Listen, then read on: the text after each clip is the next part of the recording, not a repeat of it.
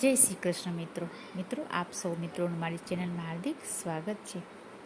મિત્રો પવિત્ર પુરુષોત્તમ માસ ચાલી રહ્યો છે।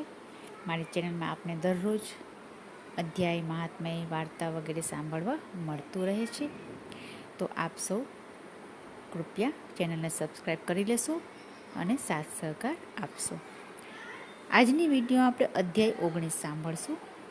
અધ્યાય 18માં આપણે અત્યાર સુધી સાંભળ્યું કે ભગવાન સુદેવ અને ગૌતમીના પર પ્રસન્ન થાય છે અને તેના પુત્ર સુખદેવજીને જીવતદાન આપે છે।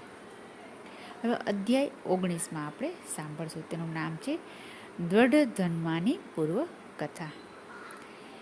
અધ્યાય 18માં સુદેવે પૂછે છે કે હે પ્રભુ, મેં જીદ કરીને પુત્ર પ્રાપ્તિ કરી હતી અને તે મૃત્યુ પામ્યું, અને છતાં આપે તેને પુનઃજીવન આપ્યું છે, તો તેનું રહસ્ય મને સમજાવશો। હવે ભગવાન પુરુષોત્તમ તેનું રહસ્ય તેને સમજાવે છે।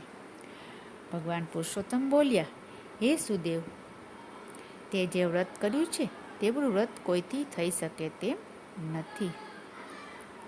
પુત્ર વિયોગમાં તમે બંને પતિ પત્નીએ અન્ન જળનો ત્યાગ કરીને આખો પુરુષોત્તમ માસનું વ્રત કર્યું અને વરસતા વરસાદમાં પણ બેઠા રહ્યા।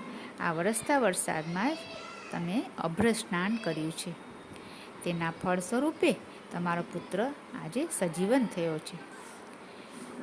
તમારા સમગ્ર પાપો બળીને આ વ્રતના પ્રભાવથી ભસ્મ થયા છે અને તમને પુનઃ પુત્ર સુખ પ્રાપ્ત થયું છે। મિત્રો, આપ સૌ જાણો છો કે રાજા દ્રઢધન્વાને એક પોપટ શ્લોક સંભળાવતો હતો, તેથી રાજા ખૂબ મનમાં ચિંતન મનન કરતા હતા કે આ શ્લોક પોપટ વારે વારે કેમ સંભળાવે છે। તેનું નિરાકરણ વાલ્મીકી ઋષિ તેને કરે છે।